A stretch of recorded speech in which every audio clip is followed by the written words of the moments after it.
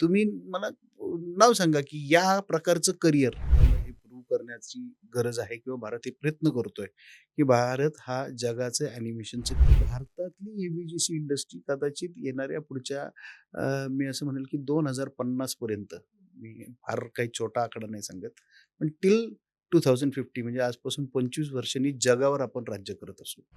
भारतीय ॲनिमेशन किंवा ए-व्ही-जी-सी इंडस्ट्री भारताच्या एकूण सर्वांगीण विकासामध्ये, जी-डी-पीमध्ये फार मोठं योगदान पण देईल. एखाद्या चित्रपटाचा ट्रेलर एआयमध्ये बघणं खूप छान आहे. पण संपूर्ण चित्रपट तुम्ही एआयमध्ये बघू शकणार नाही.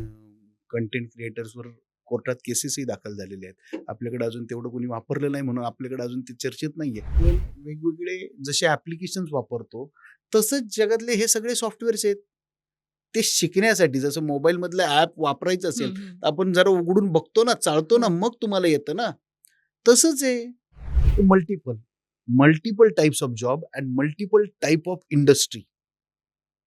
अशी संधी तर तुम्हाला दुसऱ्या कुठल्या क्षेत्रात मिळूच शकत नाही. रोजगाराच्या संधी ह्या वेगवेगळ्या उद्योगांमध्ये वेगवेगळ्या पद्धतीने तयार होतात. म्हणजे तुम्ही मनोरंजन क्षेत्रामध्ये, थिएटरमध्ये रिलीज होणाऱ्या चित्रपटापासून ओ-टी-टीवर प्रदर्शित होणाऱ्या वेब सीरीजपासून तर टीव्हीवर म्हणजे प्रदर्शित होणाऱ्या एखाद्या मालिकेपर्यंत, या टेक्नॉलॉजी शिवाय कुठलंही कंटेंट बनू शकत नाही. ॲनिमेशन म्हणजे कार्टून नाहीये, ॲनिमेशन म्हणजे फक्त कॉमिक बुक नाहीये. ॲनिमेशन म्हणजे काही चित्र किंवा निर्जीव वस्तू सजीव करण्यापुरतं मर्यादित साधन आत्ताच्या काळामध्ये निश्चित राहिलेलं नाहीये. ॲनिमेशन हे मगाशी आपण जसं चर्चा हो. केली, की फक्त चित्रपट, जाहिराती किंवा कार्टून नाहीये. हं, हं. ॲनिमेशन हे तुमच्या काल्पनिक जगाला मूर्त देणारं साधन आहे. त्यामुळे स्वाभाविकपणे ॲनिमेशनचा सगळ्यात पहिला जो संबंध येतो ना, तर जगातलं जे रिसर्च म्हणून होणार आहे, जगातलं जे नवसृजन होणार आहे, हं. जगातलं जे नवं संशोधन होणार आहे, त्या सगळ्याला ॲनिमेशन लागणार आहे. एका बाजूला प्रचंड क्रिएटिव्हिटी आहे आणि दुसऱ्या बाजूला शास्त्रशुद्ध टेक्नॉलॉजी पण आहे, की ज्या क्षेत्रामध्ये सर्व प्रकारची बुद्धिमत्ता असलेली लोक इथं काम करू शकतात. एक सामान्यपणे 1 सेकंदाचं मेडिकल ॲनिमेशन लाखो रुपये किमतीला विकत घेणारे ऑर्गनायझेशन्स आहेत. बापरे! मग तुम्ही डॉक्टर आहात आणि तुम्ही ॲनिमेटर आहात. तुम्ही मेडिकल ॲनिमेशन खूप चांगल्या पद्धतीने करू शकता. 4-5 वर्षामध्ये आपल्याकडं असं आहे, की फार मोठ्या प्रमाणात ॲनिमेशन कंटेंट निर्माण होईल आणि ते पाहणारा वर्ग सुद्धा असेल. कंटेंट सगळे हॉटस्पॉटला चोरतायत. सगळे चलतायत. फक्त ते चोरतायत असं आपल्याला का म्हणता येत नाही? हं. ते रिफर्बिश करून विकतायत. त्या 12 तास, 11 तास टार्गेटप्रमाणे पूर्ण करायचं आणि मग पुढचं शिकण्यासाठी रात्रभर जागायचं आणि काम करायचं. त्यातून ते शिकले. म्हणून ते आज एखाद्या एवढ्या मोठ्या पदावर पोहोचतात किंवा बऱ्याच गोष्टींमध्ये त्यांना विचारलं जातं. आणि जर तुम्हाला या 3 गोष्टी द्यायच्या नसतील ना, तर येऊ नका ना इकडं. हाय, हॅलो, नमस्कार. मी सोनम. तुम्ही पाहताय महाराष्ट्र जागरण. ॲनिमेशन, व्ही-एफ-एक्स हे तुम्ही आत्तापर्यंत ऐकलं असेल. आज ज्या काही नवीन-नवीन गोष्टी मला माहिती पडल्या, त्याच तुमच्यापर्यंत पोहोचवण्यासाठी आज आम्ही त्यांचा सेपरेट पॉडकास्ट करतोय. आज माझ्यासोबत स्टुडिओमध्ये आहे संतोष रासकर सर. सर, खूप-खूप स्वागत आहे तुमचं आमच्या पॉडकास्टमध्ये. जितकी मला तुमची ओळख माहिती होती, की सुजन कॉलेज ऑफ डिझायनिंग जे आहे, त्याचे तुम्ही फाउंडर मेंबर आहात. पण आज जे काही मी तुमच्याबद्दल ऐकलं ते फारच कमाल होतं. माझी अशी इच्छा आहे, की एकदा तुम्हीच आमच्या व्ह्युअर्सला तुमची ओळख करून द्यायला पाहिजे. नमस्कार, मी संतोष रासकर. पुण्यातील सृजन कॉलेज ऑफ डिझाइन या संस्थेचा संस्थापक आणि आता कार्यकारी संचालक म्हणून काम पाहतो. त्याचबरोबर आपल्या Maharashtra immersive digital content creators association आहे. या संस्थेचा मी महाराष्ट्राचा सेक्रेटरी आहे. त्या माध्यमातून डिजिटल कंटेंट क्रिएशन क्षेत्रामध्ये विशेष करून ए-व्ही-जी-सी, एक्सआर क्षेत्रामध्ये काम करणाऱ्या लोकांना आपण खूप चांगली दिशा देण्याचा, त्यांच्या दृष्टीने काही चांगली घडामोड घडवण्याचा या संस्थेच्या माध्यमातून, इंडस्ट्री ऑर्गनायझेशनच्या माध्यमातून प्रयत्न करत आहोत. त्या व्यतिरिक्त अनेक गोष्टी आहेत. मी भांडारकर ओरिएंटल रिसर्च इन्स्टिट्यूट या संस्थेचा रेग्युलेटरी काउन्सिल मेंबर आहे आणि भरपूर वेगळ्या पद्धतीनं आजच्या तरुणांना एक चांगल्या रोजगाराच्या संधी कशा मिळू शकतील यावर मी काही काम करतो. कमाल.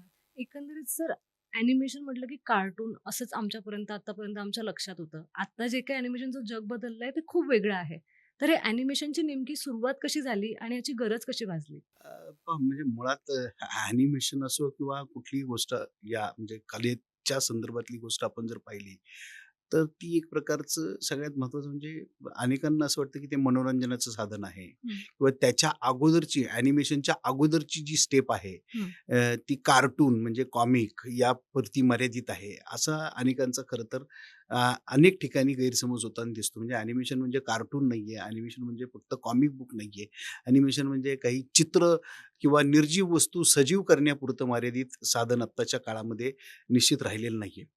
मुळात ॲनिमेशनला खूप मोठा इतिहास आहे. माणसाच्या जो काही आपण जुन्या इतिहासाकडे जसं हं. जाऊ, तर अगदी अश्मयुगीन कालखंडाच्या अगोदर सुद्धा माणसानं जेव्हा गुहेत चित्र काढली, ती सगळी जी चित्र होती, ती ॲनिमेशनची सुरुवात होती.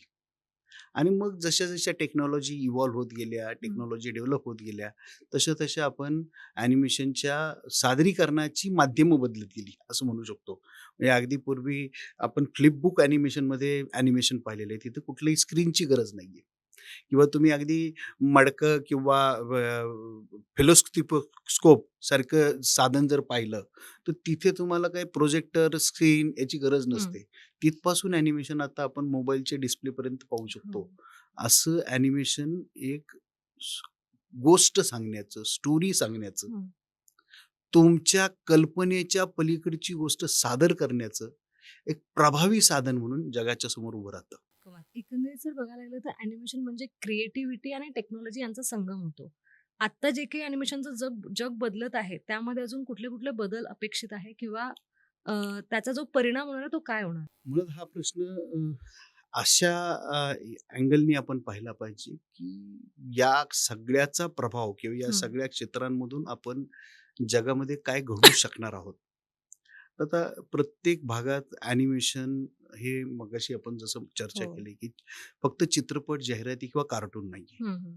ॲनिमेशन हे तुमच्या काल्पनिक जगाला मूर्त देणारं साधन आहे.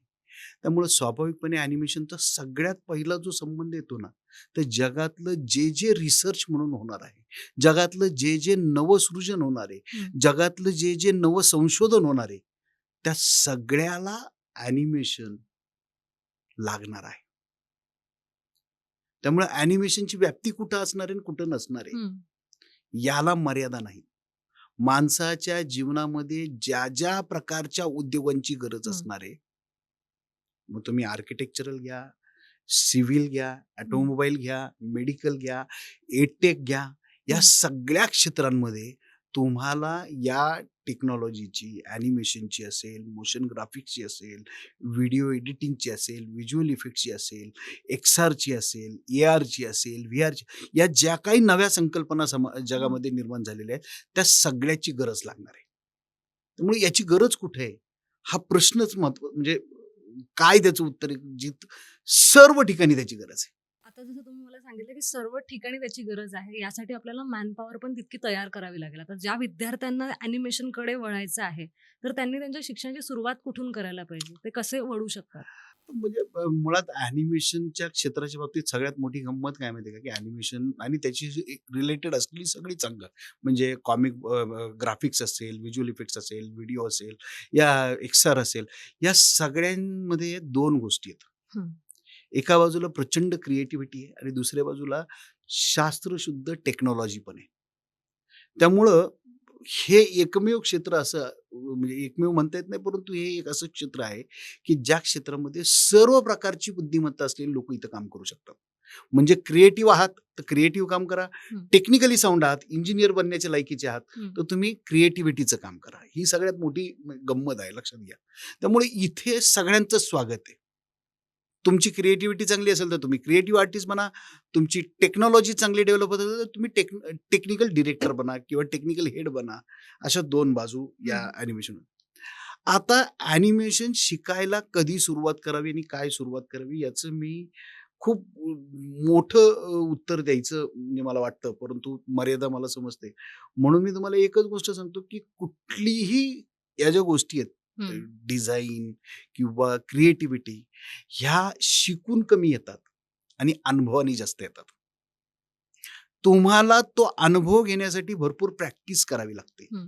आणि ती प्रॅक्टिस करण्यासाठी तुम्हाला वेळ देता आला पाहिजे. त्यामुळे तुम्ही जितक्या लवकर हे शिकायला सुरुवात करू शकता, तितक्या लवकर हे शिकायची सुरुवात केली पाहिजे. या प्रकारची गोष्टी.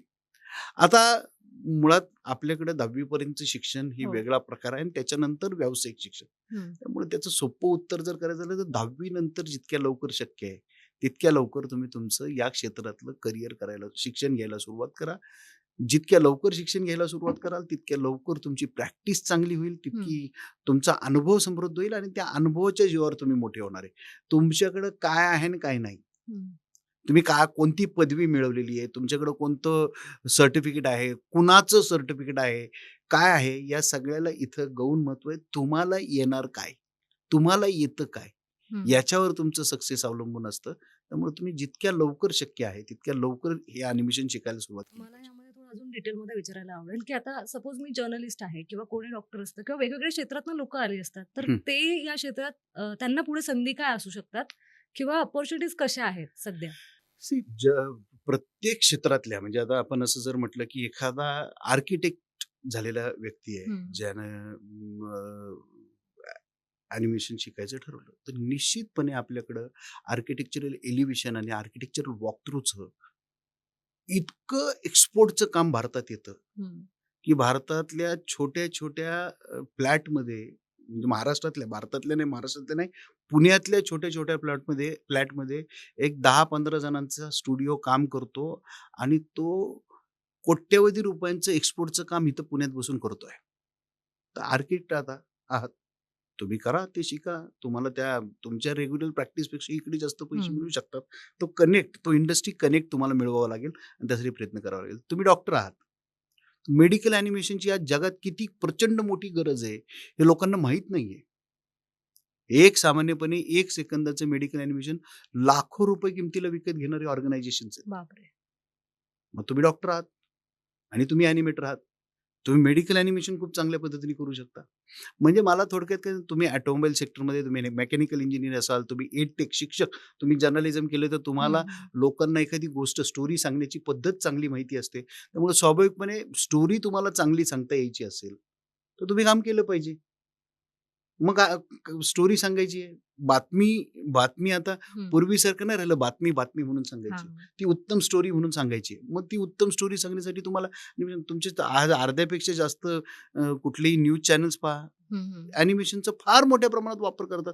त्यांच्याकडे म्हणजे अनेक वेळा तुम्ही त्यांच्याकडे फुटेज नसतं. त्यावेळेस ते हं. ॲनिमेशन वापरतात. एनिमेटेड वापरतात. बरोबर. मग आता कुठं कमी आहे मला सांगा, की असं कोणतं क्षेत्र आहे? म्हणजे मी पूर्वी गमतीने म्हणजे फक्त राजकारणात कदाचित ॲनिमेशनचा वापर होणार नाही.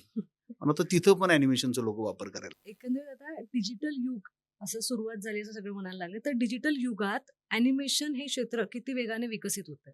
मी त्याचं म्हणजे मला एवढंच फक्त असं वाटतं, की त्याचं उत्तर जवळच्या ह्याच्यामध्ये आपण पाहिलं, हं.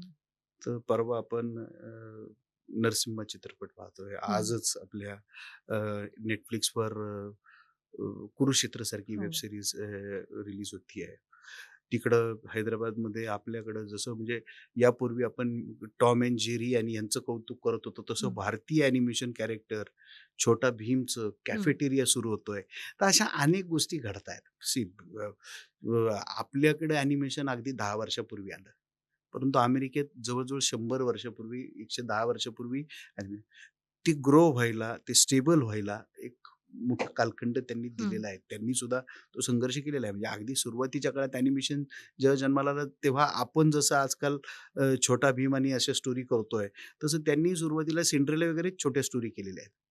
आता आपलं जग, त्यांचं जग इतकं ॲडव्हान्स झालेलं आहे, की त्यांचं लाईव्ह ॲक्शनमध्ये ॲनिमेशनचा उपयोग हं. होतोय.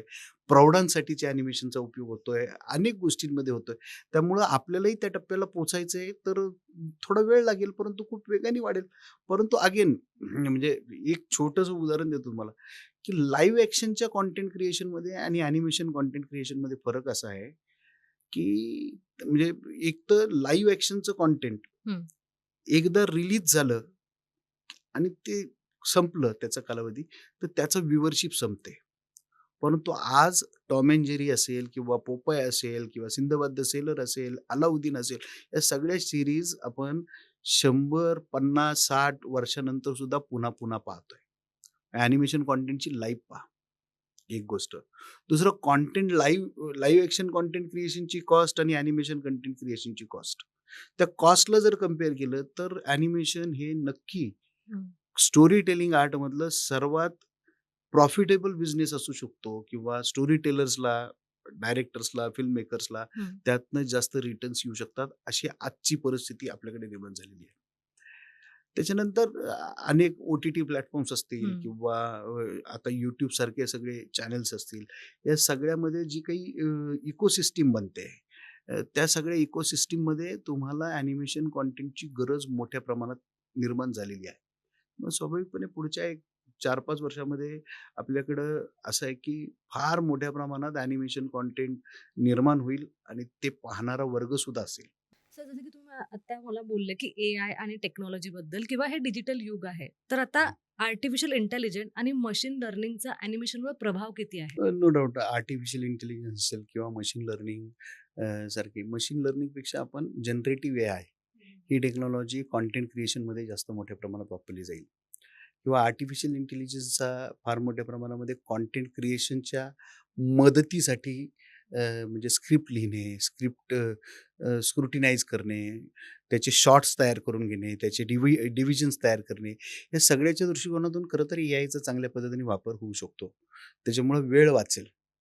परंतु त्याचा अर्थ असा नाहीये, की त्याच्यामुळं रोजगार किंवा एआय इथे काम करणाऱ्या लोकांचे नोकऱ्या खाऊ शकेल. जनरेटिव्ह एआयमधून आजही आपल्याला त्या लेव्हलचं आउटपुट जे आपण पाहू शकतो, त्या लेव्हलचं आउटपुट काढायला खूप वेळ लागणार आहे. म्हणजे अजून तेवढ्या लेव्हलला टेक्नॉलॉजी मला तरी वाटत नाही, की पुढचे 25 वर्ष, 30 वर्ष तरी डेव्हलप होईल, एक गोष्ट. दुसरी गोष्ट आज मी त्याचा अभ्यास करतो म्हणून निश्चित सांगू शकतो, की एखाद्या प्रकारचं कंटेंट किती वेळ माणूस पाहू शकतो. तर जसं आपण थिएटरमध्ये गेल्यानंतर 1.5 तास कंटिन्यू चित्रपट पाहू शकतो. टीव्ही जास्तीत जास्त 1 तास बघू शकतो. नंतर आपल्याला एक छोटा ब्रेक लागतो. बरोबर ना? किंवा मोबाईलवर आपण जास्तीत जास्त कंटिन्युअस किती वेळ बघायचं कंटिन्युटी, तर ती जास्तीत जास्त 10 ते 15 मिनिटाची आहे. तसं एआय जनरेटेड जे कंटेंट आहे, ते कंटेंट मला नाही वाटत 10 मिनिटापेक्षा जास्त पाहिलं जाऊ शकतं. कंटिन्युअस. कारण त्याचा जो जॉनर आहे, त्याची जी कलर सिस्टम येते, त्याचा जो लाऊडनेस आहे त्या सगळ्या ह्याच्याचा, त्या सगळ्याचं पाहिलं तर तशा प्रकारची इमेजरी फार काही वेळ आपण पाहू शकत नाही आणि मग तसं असल्यानंतर आपण पूर्ण एआयमध्ये काही करू शकतो, असं मला वाटत नाही. म्हणजे एखादी गोष्ट, एखाद्या चित्रपटाचा ट्रेलर एआयमध्ये बघणं खूप छान आहे. पण संपूर्ण चित्रपट तुम्ही एआयमध्ये बघू शकणार नाही. आता एआय काय-काय काम करेल, तर 2 शॉटच्या मध्ये फिलर जो असतो, कनेक्टर जो असतो, तो कनेक्टरसाठी एआय थोडीफार मदत करू शकतो. तुम्हाला बेमालूमपणे फ्लिप करण्यासाठी किंवा ह्याच्यासाठी किंवा एखादा शॉट आहे एखाद्या आपण म्हणजे आता अनेक तुम्ही मुद्दाम आपण घाटी चित्रपट पाहिला मला माहीत नाही, परंतु घाटी आत्ता त्या अनुष्का शेट्टीचा त्यामध्ये इतक्या वळणाचा एक मस्त रस्ता दाखवलाय. पूर्ण इमेजरी मला तर तो वाटतं तो एआय जनरेटेड रोड आहे. काय. मग तेवढा शॉट घेऊ शकतो ना आपण. पण तेवढा शॉट घेतल्याने चित्रपट मेकिंगची प्रोसेस आणि याच्यामध्ये लोकांची कमी झाली, असं होणार नाही. त्यामुळे एआयमुळं फार मोठा काही परिणाम इथे होईल, असं दिसत नाही. दुसरं जनरेटिव्ह एआयचा वापर कसा करायचा आणि किती प्रमाणात ठेवायचा, याला सगळ्या कॉपीराइट्स असतील, आय-पी आहेत, याचे सगळ्याचे जे इंटेलेक्चुअल प्रॉपर्टीचे जे राइट्स आहेत, त्या सगळ्या राईटमध्ये फार मोठे चॅलेंजेस आता साऊथ इंडियामध्ये अनेक ठिकाणी कंटेंट क्रिएटर्सवर कोर्टात केसेसही दाखल झालेले आहेत. आपल्याकडे अजून तेवढं कोणी वापरलं नाही म्हणून आपल्याकडे अजून ते चर्चेत नाहीये. पण मग आता कंटेंट माझं कुणी वापरलं, त्याचं किती वापर झाला, त्याची चोरी कंटेंटची, त्या सगळ्यावर मग कॉपीराईटचे इश्यू असं होणार असेल तर कुणीच वापरणार नाही ना. त्याची ऑथेंटिकेशन कोण देणार, की तुम्हाला मी आता एआयला एखादी गोष्ट बनवून मागितली आणि ती बनवून दिलेली एआय गोष्ट एआयनी दुसऱ्या कुणाची रेफरन्सनी घेतलेली नाही असं असूच शकत नाही. ते आधी कोणीतरी वापरलेलं असतं किंवा हां, कुठून बनवलेलं असतं. बनवलेलं असतं. मग ते आपण वापरल्यानंतर त्यांनी आपल्याला चॅलेंज केलं तर मोठा सगळे प्रश्न. प्रॉब्लेम्स येऊ शकतात. येस. पुढचे जे 5 ते 10 वर्ष आहेत, त्यामध्ये ॲनिमेशन क्षेत्रात अजून कुठले नवीन ट्रेंड्स येऊ शकतात किंवा कसं ते जग बदलू शकतं? ॲनिमेशनमध्ये सतत नवे-नवे ट्रेंड येताना पाहतो आपण. हं. म्हणजे अगदी ग्राफिक्सला मोशन ग्राफिक्समध्ये ट्रेंड चेंज होताना आपण हं. पाहिलं. तसं 2D ॲनिमेशन, 3D ॲनिमेशन, मग 4D ॲनिमेशन, हं. मग ॲक्चुअल फिलिंग देणारं 6D ॲनिमेशन म्हणजे तुमच्या खुर्च्या-बिर्च्या हलतायत थिएटरमध्ये, पावसाचे हो. फवारे-बिवारे उडतायत. हे सगळं तुम्ही अनुभवता ना. तर हं, हं. 6D ॲनिमेशनपर्यंत आपण जाऊ शकतो. व्हर्चुअल रिॲलिटी आणि एक्सटेंडेड रिॲलिटी किंवा ऑगमेंटेड रिॲलिटीतनं हं. ॲनिमेशनच्या कन्सेप्ट बदलतील.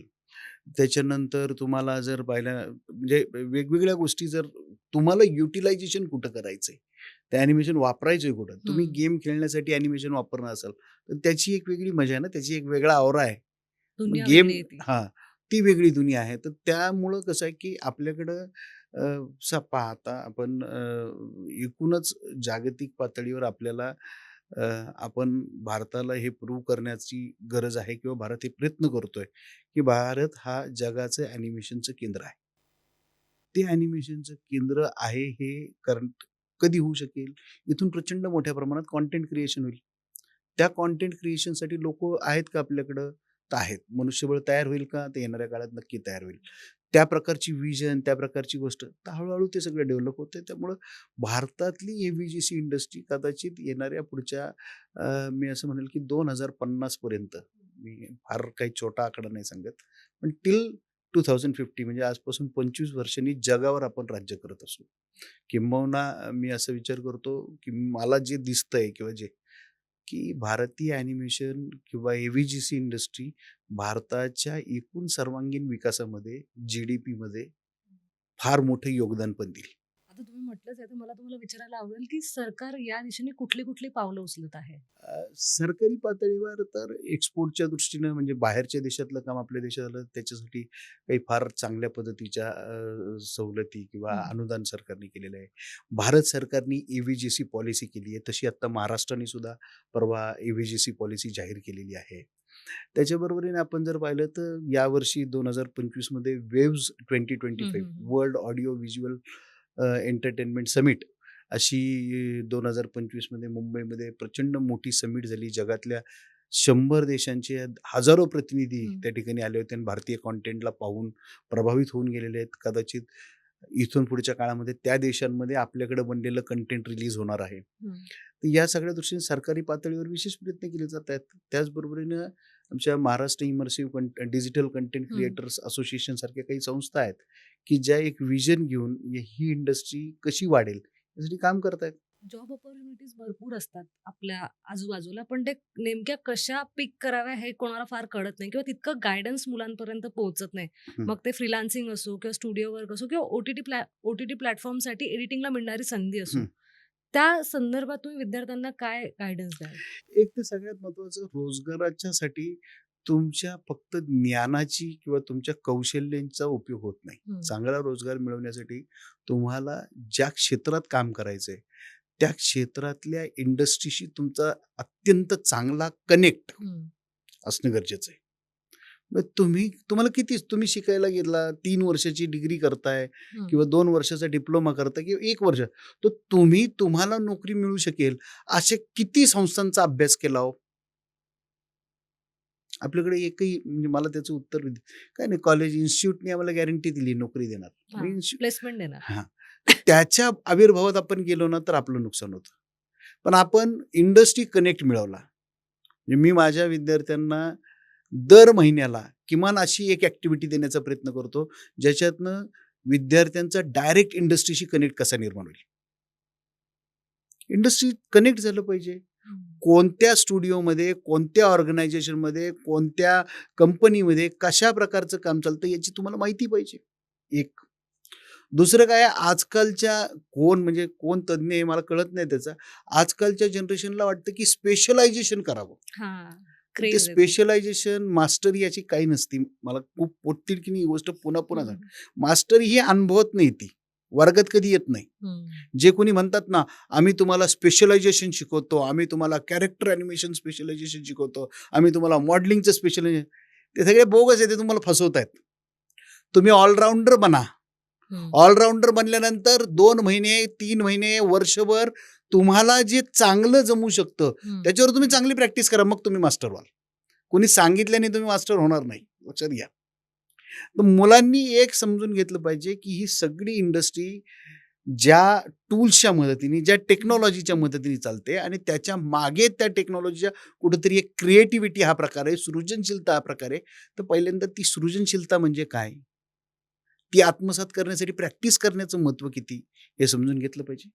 आणि मग टूल्स कुठलेही वापरू शकता तुम्ही. म्हणजे कुठलंच असं नाहीये की जगातला कुठल्याही विद्यार्थ्याला म्हणजे मोबाईल वापरताना आपण वेगवेगळे जसे ॲप्लिकेशन्स वापरतो, तसंच जगातले हे सगळे सॉफ्टवेअर्स आहेत.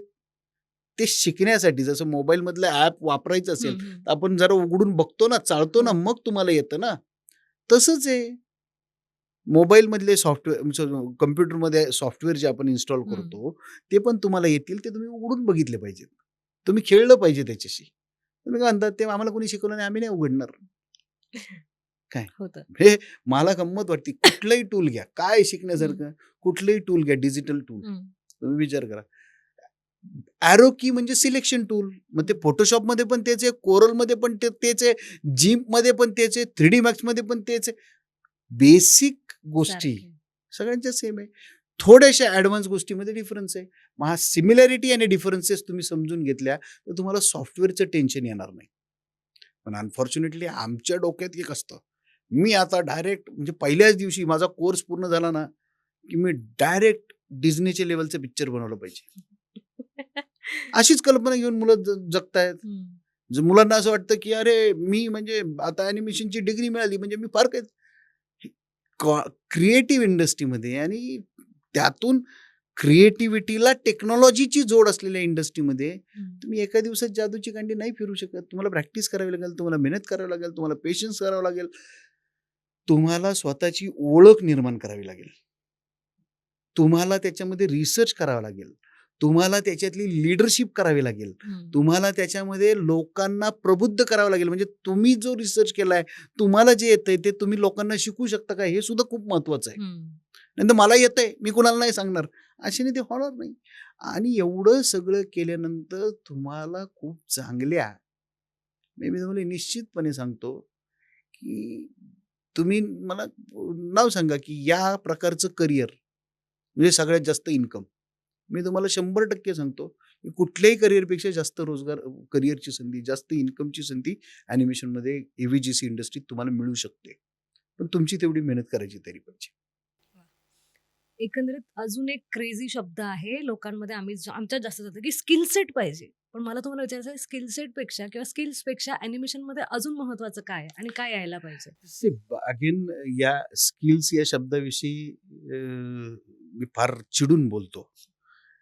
Skills are always diluted. Skills हे काही कालावधीनंतर डायल्यूट होतात. ते पातळ होतात. ते आपोआप सगळ्यांना येतात. ते शिकायची गरज राहत नाही कुणाला. स्किल्सपेक्षा इथे तुम्हाला रिसर्चिव्ह ॲबिलिटी, संशोधनात्मक ॲबिलिटी तुमच्याकडे हवी आहे. तुमच्याकडे स्टोरी आहे. मग ती स्टोरी कशी मांडली पाहिजे, याचं संशोधन करण्याची ॲबिलिटी पाहिजे.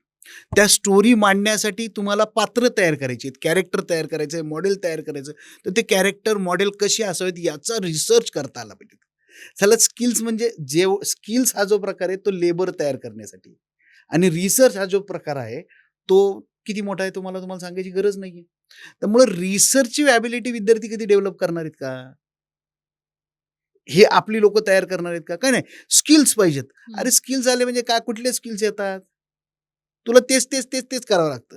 स्किल असलेला माणूस तेच काम आयुष्यभर करत राहणार आणि जो इनोव्हेटिव्ह काम करणार आहे, जो रिसर्च करतो, जो संशोधन करतो, तो प्रत्येक वेळेस नवीन काम करत राहणार.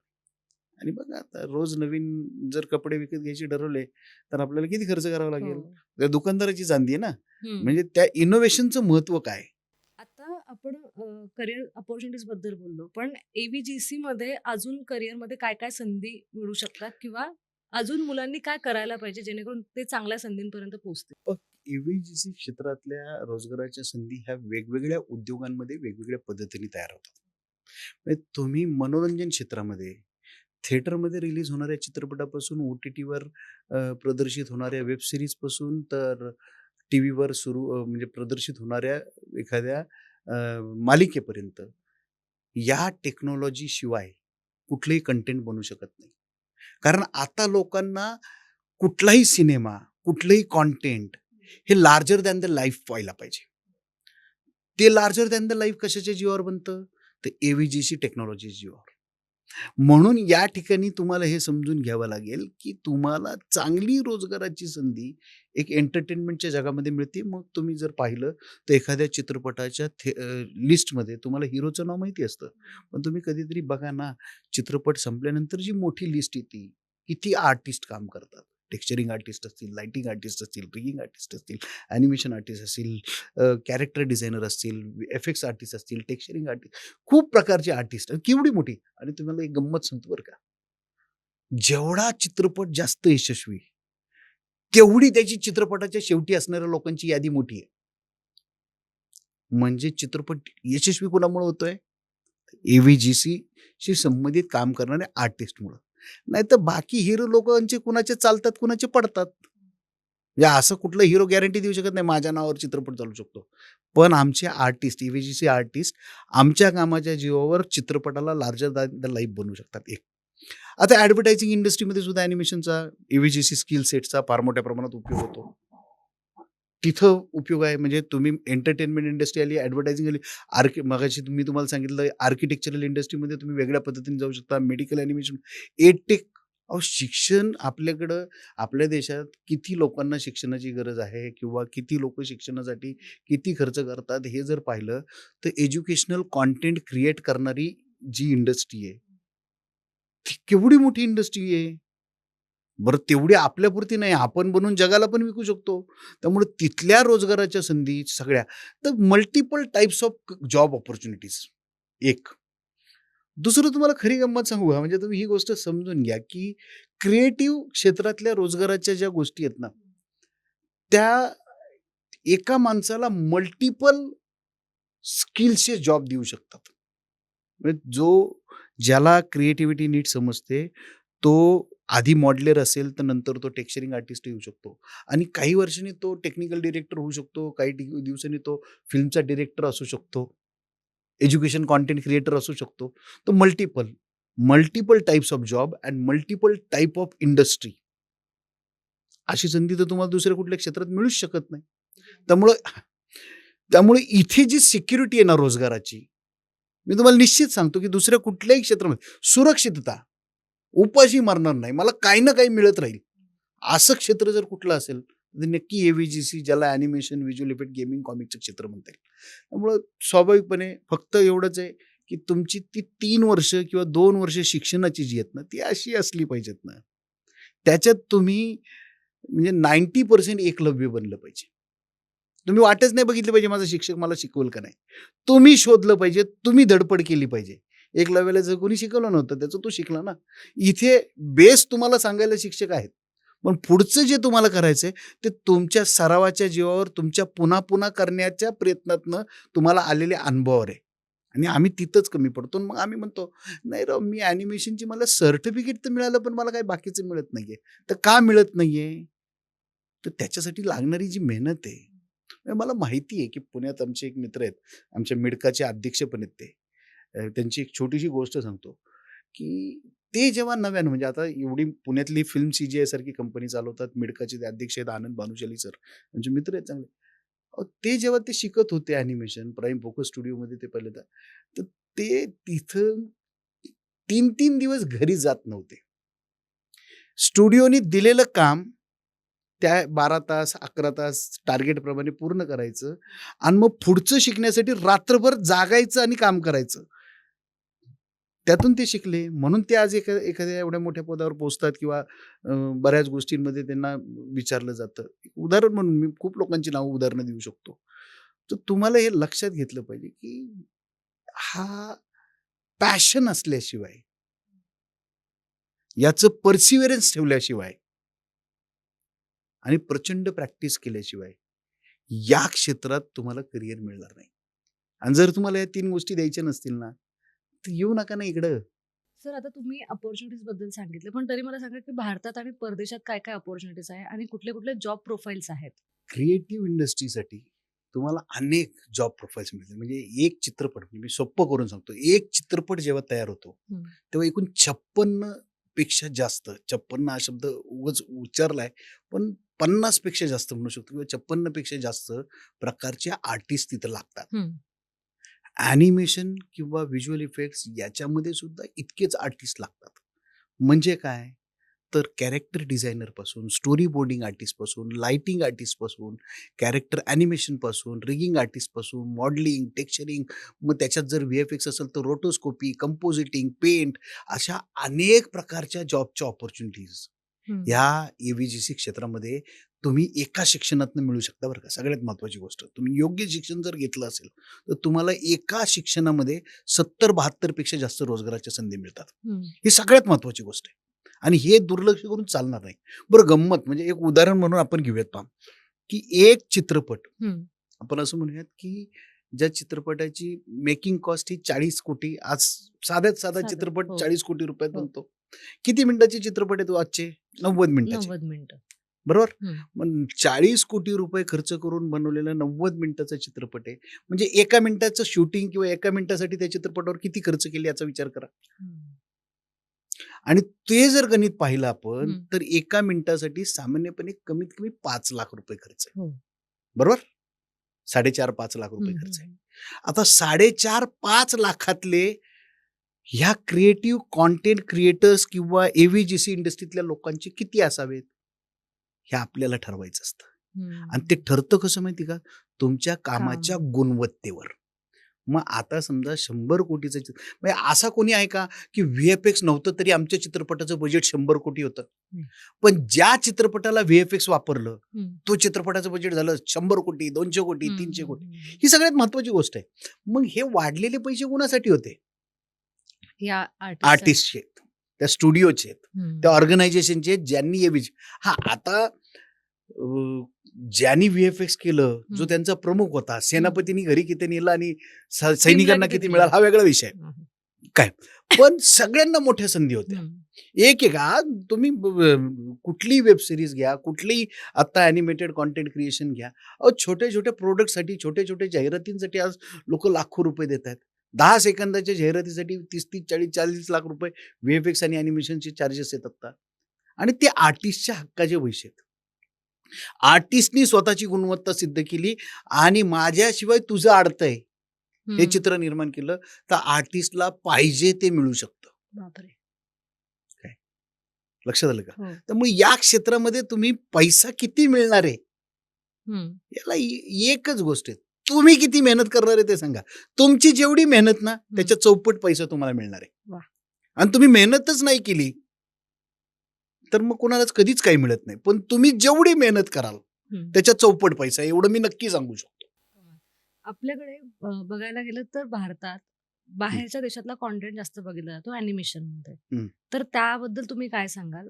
की भारताने अजून काय कुठल्या प्रकारचा कंटेंट काढायला पाहिजे? पण एक तर सगळ्यात महत्त्वाचा आपण जगाचा म्हणजे आता हा हं. गमतीदार विषय आहे, फार हं. महत्त्वाचा विषय आहे. एक तर जगाला आपण 3 विभागात डिव्हाईड केलं. एक तर हॉलिवूड आपण म्हणू हं, शकतो हं, हं. आणि एक एशियन कंटेंट क्रिएटर आणि एक Indian content content creator. Create. तो हॉलिवूडचा नॉर्मल जॉनर काय आहे हो? म्हणजे ते युरोपियन आणि ते सगळे फॅमिली एंटरटेनमेंटवर जास्त भर देतात. म्हणजे हं. त्यांच्याकडचं एंटरटेनमेंट जे आहे ना, थोडंसं ॲक्शन, हं. त्याच्यानंतर थोडंसं कॉमेडी. हं. कॉमेडीकडे जास्त झुकलेलं, थोडंसं ॲक्शन, कॉमेडी आणि नंतर मग ते रोमान्स वगैरे ते नॉर्मल त्यांच्या पिक्चरमध्ये भरपूर भरलेलं आहे. तेच एशियन म्हणजे जापनीज, कोरियन या हं. सगळ्या चित्रपटांची शैली जर आपण पाहिली, तर त्याच्यामध्ये आपण मांगा आर्ट किंवा आपण जे ॲनिमे प्रकार वगैरे सगळं पाहतो, तर हं. त्यांनी ॲक्शनला महत्त्व दिलं. हं. स्वाभाविकपणे फॅमिली एंटरटेनर जी युरोपियन आणि हॉलिवूड त्यांनी कुटुंबातला संपूर्ण कुटुंब म्हणजे वी कॅन से की ज्यांचं वय 30-35च्या पुढे आहे, असा एक टार्गेट ग्रुप ठेवून चित्रपट बनवण्याची भूमिका घेतलेली आहे. ॲनिमेवाल्यांनी किंवा एशियन लोकांनी यूथला सगळंच ॲक्शन नुसतं हं. धापाक, धापाक, धापाक, धापाक. काय? तर त्यांची एक वेगळी इंडस्ट्री त्यांनी एक टार्गेट केलेलं आहे. हं. हे सगळं करत असताना जगाची एक मोठी गरज आहे, मोठी पोकळीक आहे, की कंटेंटमधनं आत्मशांती मिळणारं किंवा त्या प्रकारचं मिळणारं कंटेंट क्रिएट करण्याची गरज आहे. हं. आणि ती कंटेंट क्रिएट करण्यासाठी जी स्टोरी लागते, ती स्टोरी भारताकडे भरपूर मोठ्या प्रमाणात आहे. आपल्या रामायण, महाभारतापासून सगळ्या पुराणांमध्ये. त्यामुळं त्याचा जर आपण योग्य पद्धतीनं आणि आंतरराष्ट्रीय बाजारपेठेत हे पोचवायचं आहे, या विचाराने जर आपण कॉन्टेंट क्रिएट केलं ना, तर ते जगात सहज पोचेल. जगाला काय पाहायला आवडेल ते व्हिज्युअल्स तयार करून, आपली स्टोरी तीच आहे. फक्त व्हिज्युअल्स थोडेसे चेंज करावे लागतील. स्टाईल ऑफ प्रेझेंटेशन थोडीशी चेंज करावी लागेल. आपण जगावर अधिराज्य करू शकतो. इतकं छान कॉन्टेंट आहे आपल्याला. तुम्ही म्हणजे एक तर मुळात त्याचं उत्तम उदाहरण तुम्ही हॉलिवूडचे सक्सेसफुल कुठलेही चित्रपट घ्या आणि नीट पहा. त्या सगळ्या कॉन्टेंटमध्ये कुठं ना कुठं भारतीय पुराणकथेतले किंवा भारतीय इतिहासातल्या गोष्टी दिसतील. म्हणजे तुम्ही 300 चित्रपट पाहिला तर तुम्हाला पानिपतची लढाई आठवेल. तुम्हाला पायरेट्स ऑफ कॅरिबियन आठवलं तर आपल्याला कान्होजी आंग्रे आठवतील. किती उदाहरणं सांगू? म्हणजे एकंदरीत म्हणायला गेलं की भारताकडेच ओरिजिनल कॉन्टेंट आहे. आपलाच कॉन्टेंट सगळे चोरतायत. फक्त ते चोरतायत असं आपल्याला का म्हणता येत नाही? ते रिफर्बिश करून विकतायत. जुनी वस्तू आपली घेऊन जायची, त्याला मस्त वरनं लेबल बिबल बदलतात, त्यांचं स्टाईल बदलतात आणि आपल्याकडे आपण ते करायला तयार नाही. हा मोठा प्रश्न आहे. ओके, आता शेवटचा प्रश्न विचारते की भारतीय अॅनिमेशन इंडस्ट्रीला जागतिक स्तरावर ओळख मिळवण्यासाठी अजून काय काय करणं आवश्यक आहे? खूप काम केलं पाहिजे. एक दुसरं सगळ्यात महत्वाचं म्हणजे आता सुरुवात होईल, पण आतापर्यंत क्रिएटिव्ह एंटरटेनमेंट इंडस्ट्रीच्या दृष्टीने रिसर्च करणारी व्यवस्था भारतात नव्हती. आता AVGC पॉलिसी आलेली आहे, उद्योग वाढतोय, त्यामुळं संशोधन या क्षेत्रामध्ये म्हणजे चित्रपट तयार करणं काय हा असा विषय नाही ना, घेतला कॅमेरा सांग तुझी स्टोरी आणि तू डान्स कर रे, तू डायलॉग मार रे, असा चित्रपट तयार होत नाही ना. चित्रपट तयार करण्यासाठी सुद्धा रिसर्च करावा लागतो, संशोधन करावं लागतं. स्टोरी असेल, लोकेशन असेल, कॅमेरा कुठला वापरावा, त्यासाठी टेक्निकल पद्धत कशी वापरावी, ऍक्टिंगची कोणते प्रकार असावेत, नाट्यशास्त्रापासून सगळ्या अनेक विषयांचे रिसर्च आहेत त्याच्यामध्ये. त्याला मर्यादा नाहीये. हा रिसर्च अॅनिमेशन इंडस्ट्रीच्या बाबतीत आत्ता नव्हताच आपल्याकडं. आपण काय करत होतो? Service work. अमेरिकेतली, हॉलिवूडची, इकडची तिकडची कंपनी सांगायची की आम्हाला असं काम करून पाहिजे, तुम्ही करून देता का?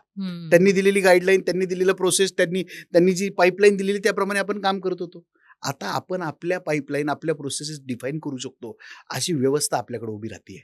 आपली इंडस्ट्री, आपलं सरकार पॉलिसी बनवून त्या रिसर्चच्या दृष्टीने आपल्या पाठीशी उभं राहत आहे. आतापर्यंत आपल्याकडची एज्युकेशन सिस्टीम एक मर्यादित चाकोरीबद्ध पद्धतीचं काम करत होती.